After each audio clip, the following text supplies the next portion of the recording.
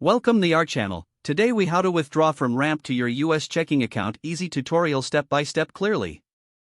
To begin, open the Ramp app on your device. Log into your Ramp account using your credentials. Navigate to the Funds section in the app. Select the Withdraw option. Choose your US checking account from the list of withdrawal options. If you don't see your checking account listed, click on Add New Account. Enter your checking account details as prompted. Ensure that all information is entered accurately to avoid any errors. Once your checking account is selected, enter the amount you wish to withdraw. Review the withdrawal details to confirm they are correct. Click on the Withdraw button to initiate the transfer. You will receive a confirmation message indicating that your withdrawal is being processed. Keep an eye on your email for a confirmation of the transaction. The funds should appear in your checking account within a few business days. If you do not see the funds after that time, check back in the app for transaction status. For any issues, contact Ramp support for assistance. If the page does not load, refresh the browser or try again in a private or incognito window.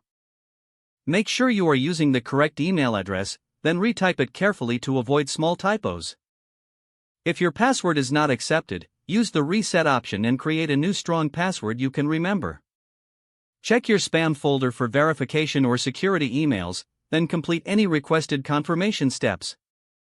Enable two-factor authentication if available to improve account security and reduce unauthorized access risk. After signing in, review your profile details so your contact information and settings are accurate and current.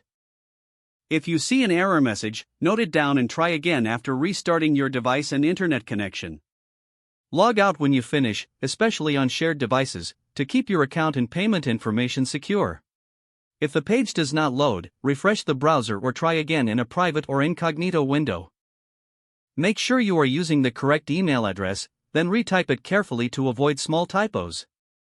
If your password is not accepted, use the Reset option and create a new strong password you can remember.